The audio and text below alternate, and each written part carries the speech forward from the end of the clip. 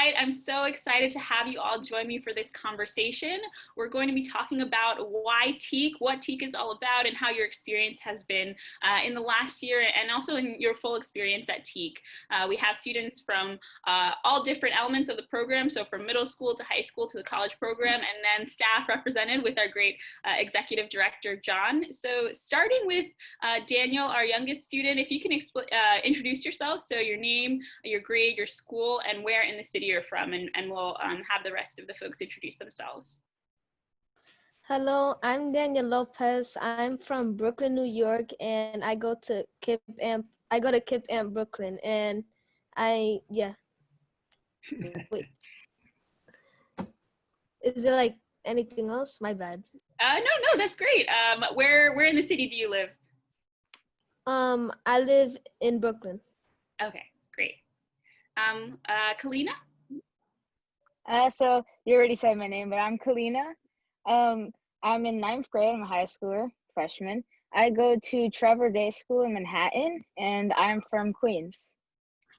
Thanks, Kalina. Laure?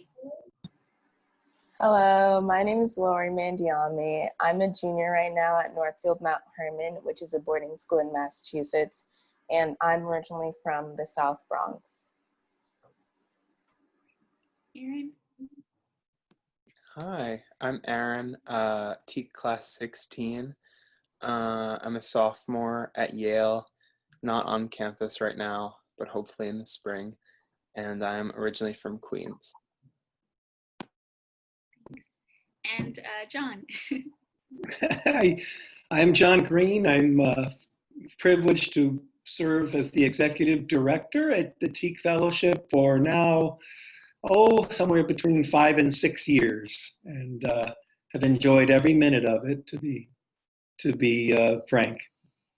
Thanks. And I realized I didn't introduce myself. I'm Danielle Holman. I'm the Director of Admissions at TEAK. I've been, this is my 3rd year on staff, and I am from the Bronx, New York. So our first question is about Summer Institute. And so Summer Institute is really a pillar experience at TEAK. It's what everybody goes through. So it's our summer enrichment boot camp for the summers that help students get prepared for high school. So this was Daniel's first summer in Summer Institute. Aaron, I know Summer Institute was a while away for you, but I'd love if you could all reflect on and John, you as well, your favorite Summer Institute memory. Because this is such kind of a capstone experience at TEAK.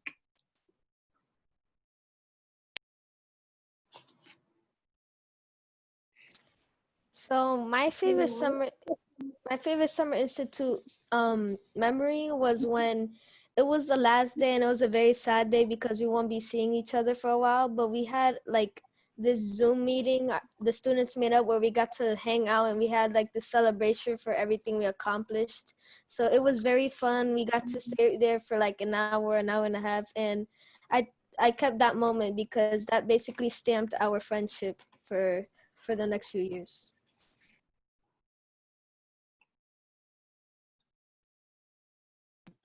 I can go. I feel kind of ancient, but I have a lot of good memories from Summer Institute. One that immediately comes to mind, though, the then director of Middle School Academy, Sarah Demers, who is now, is she in California? I don't know where she is now. She teaches at Roxbury Latin School in Boston. Okay. And she she got married. We lost her, Aaron. Yeah, she just got married. She's off doing great things, but we miss her at TEAK. But she was at that point the director of Middle School Academy, and we were in the Hewitt School that year. And I don't remember why, but we were all gathered in the library, and there was a piano in the library, and all of a sudden it was the end of the day, and Sarah just sat down at the piano and started playing and singing If I Ain't Got You by Alicia Keys. And we were all just like blown away because we had no idea that she could sing or play the piano, but like she just started doing it, and she has a beautiful voice. And it was just this we were all so blown away, crowded around the piano like a bunch of seagulls. And it was just really, it was awesome, you know, because she was such a wonderful educator, but it was a moment where we were getting to know her outside of that context, and it was really cool. Again, I have no idea why we were in the library or like what prompted it, but it was awesome. So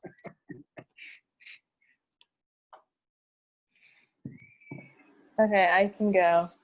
My favorite summer institute memory is, I think I have a few, but one of them is like my class. I'm class of 19. We went on a summer camp trip. Like I think it was one of the first years. I don't know if this was summer institute or not. Like we went on a camping trip, and like it was like the very first time that our class really bonded, and like we had to like help each other, you know, carry the water, carry the sleeping bags, and it was just like a fun, you know, like seeing people in their most vulnerable states, and it was just like fun to like be together with each other and just like be like in the wilderness, like remembering all like activities that we did. And yeah, and also I had Aaron as my advisor one year, and so that was really fun, and like that was just the cool moment that I had. So yeah, thank you. Good I job, guess I'll go Erin. now. My favorite summer institute memory was probably when we went to Mark Becker's house a couple of summers ago. We did like the sports week thing where we played so many different games. And one of the games I played, I got an egg smashed on my head. So that was entertaining. And we were gonna all go to the pool at the house, but it started raining, and the entire front lawn basically turned into a swamp. But nevertheless, we were able to enjoy ourselves. Everybody got wet, but nobody seemed to mind. And I remember at the end we sung like the "Good Job" song with Salah, and I think that was really what sealed everything together. Great stuff. And what about you, John? What's been your favorite summer institute experience? I think it's an experience that is a thread that runs through all of the summer institutes that I've attended, and that's observing, monitoring, enjoying student growth. Um, every summer, I see determined students make extraordinary jumps and leaps in what it is they can do and who they are. And it's always affirming, reassuring, inspiring. I can't get enough of it, really. It wouldn't be the first time when someone would say, why can't TEAK be school year round, right? And once in a while, we've considered that, actually, because of the number of times students have said, this was so meaningful, I learned so much, I've come so far, why can't TEAK be a school?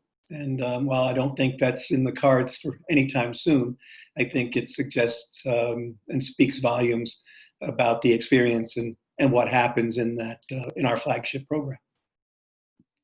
Thank you, John. One of the themes that came out in all of your responses was really your ability to connect with your peers, connect with staff members, and feel that we're not just an academic enrichment program, but really a fellowship, a community. And one of our big worries on staff was that as we transition to virtual, would you lose that kind of connection with each other? So can you all speak to what your experience has been like this past year when a lot of TEAK has been virtual because of the COVID-19 pandemic? How did that affect your experience?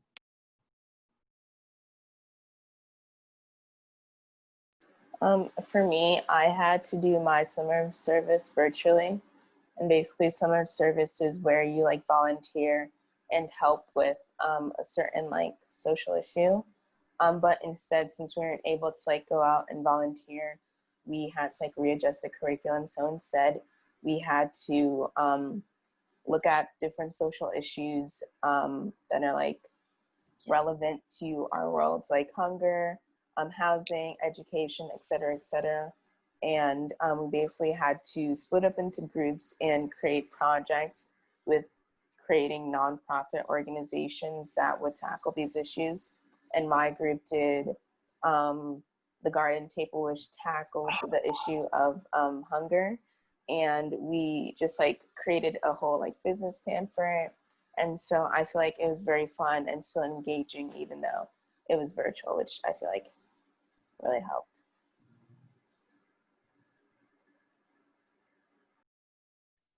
I can say something. The most recent experience, I guess, with virtual TEAK was a meeting with my dean, but before that, we had Summer Institute on Zoom.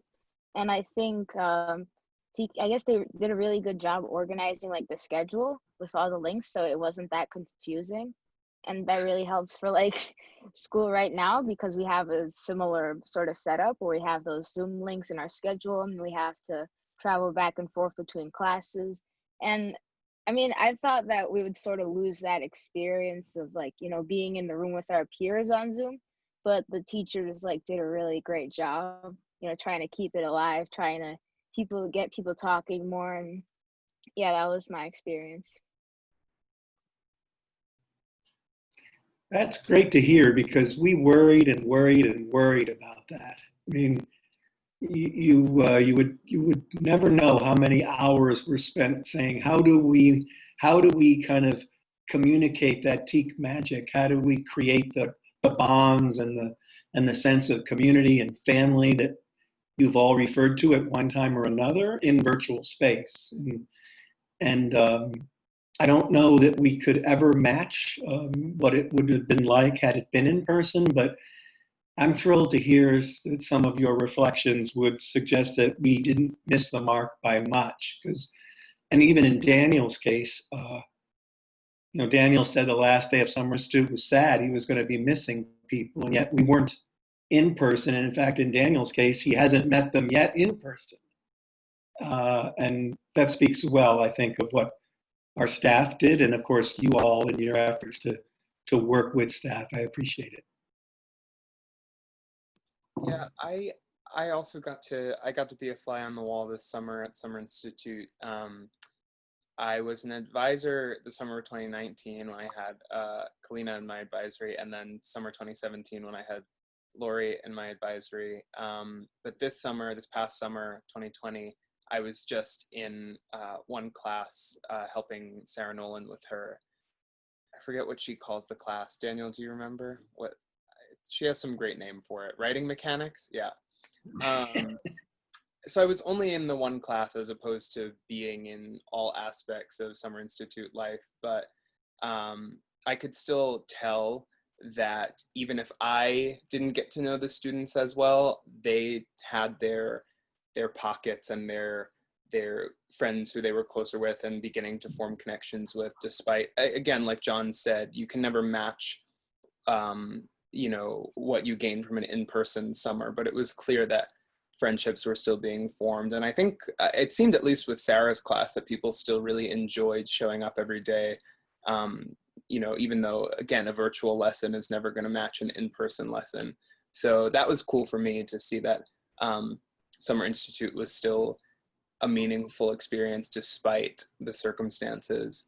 And then I guess the other thing I would say, my regular TEAK obligations are fewer and fewer as I get older. So I think the most, in recent months, the most meaningful manifestation of TEAK in my life has just been the friends that I've carried over from class 16.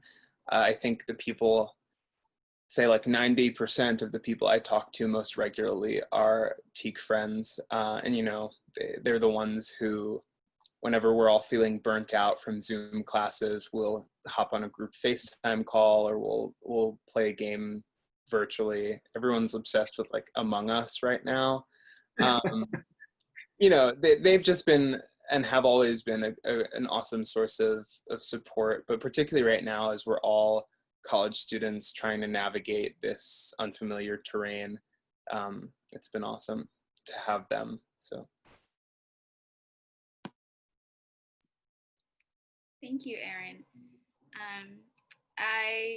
I'm glad to hear that you all have had a positive experience in that transition to virtual, and it makes me also wonder, you all had to make a decision at some point in your life when you got that acceptance letter to TEAK, whether or not you were going to actually join the program or choose to do something different, and you all said yes. So I'd love to know kind of, why did you decide to join TEAK, and do you feel like the reasons that you chose at the time like still hold true? How do you feel about the decision that you made? Good questions. So I decided to make that decision in TEAK to join TEAK because it's an opportunity that crossed my path. I have to take every opportunity that I think is best for me. And I think TEAK was amazing opportunity to show who I am and what I can be. So I think taking that acceptance letter and joining TEAK was a really good choice for me. Thanks, Danielle.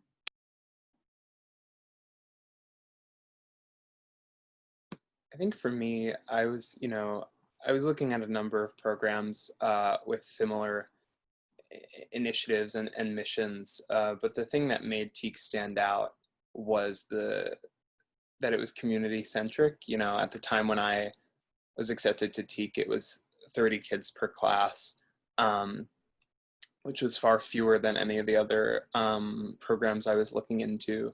And I liked the idea of really being able to get to know everyone in my class intimately. And then the other thing, I know I've already brought her up. She's not even with TEAK anymore. I probably shouldn't bring her up a second time. But Sarah Demers led my information session, the initial information session that I went to.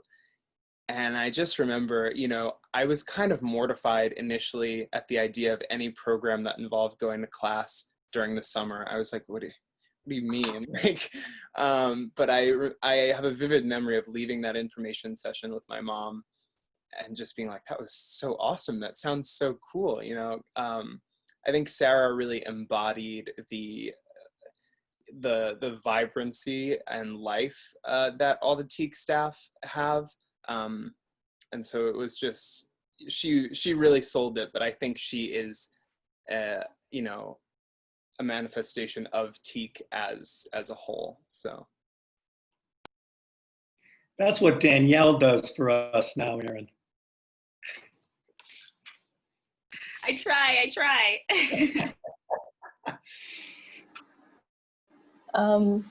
For me, it's like crazy to think that like I had to like make this decision like 5 years ago.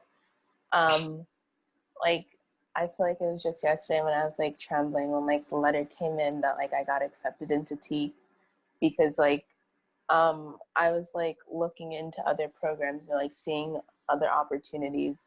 And like when I like looked at TEAK and like the things that it did, it wasn't only just like, oh, math, reading, writing class during the summer, but like, oh, Shakespeare, photography, that like really taught you more than like the basic school skills, but like the like life skills. And I thought that was really cool, and that like could really help me more than just like school skills, if that makes sense. And I feel like TEAK has not only made me grow as like a student, but also like a person. And I feel like that has like helped change my experience.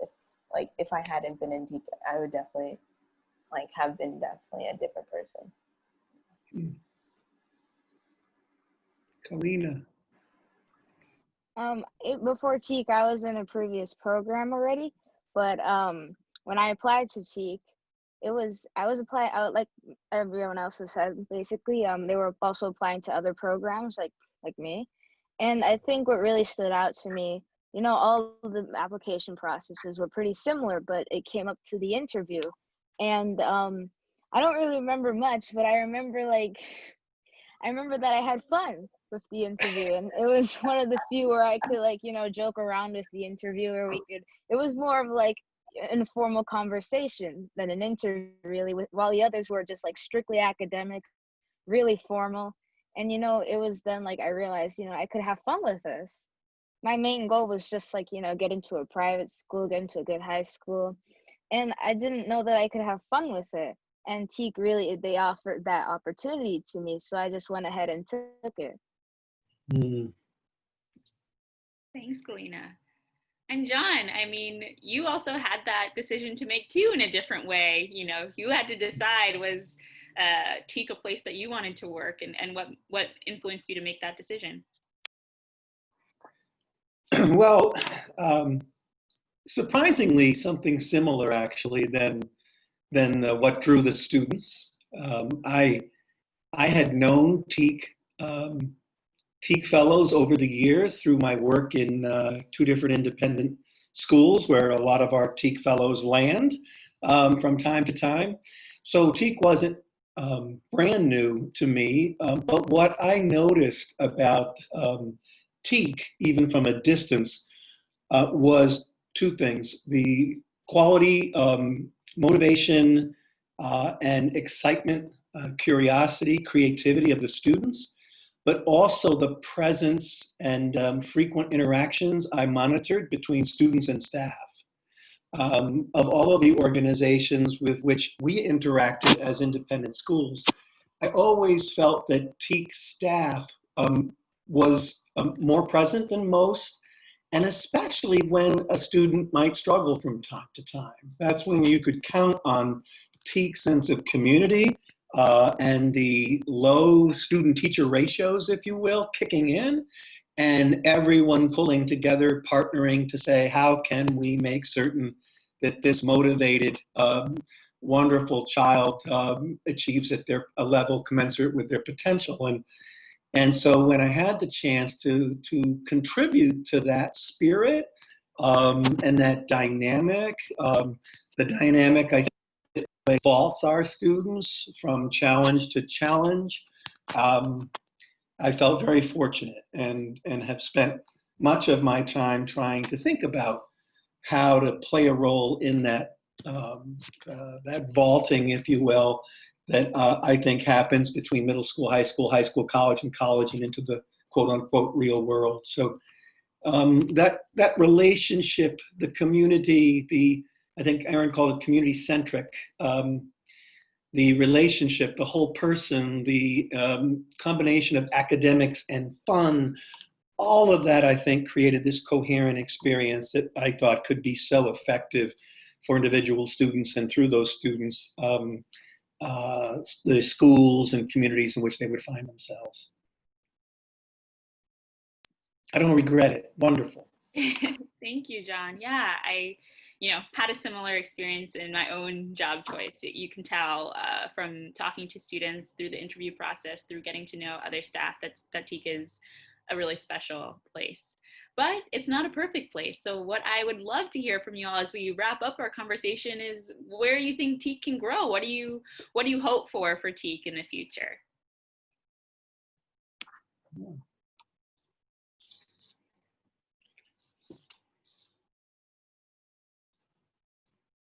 This is a tough question because TEAK is really good. Like, it really stands out. Well, you just started, Daniel. We'll cut you some slack. Yeah. But hey, if you're almost a year in and you have your experience has been fully positive, that's what we love to hear.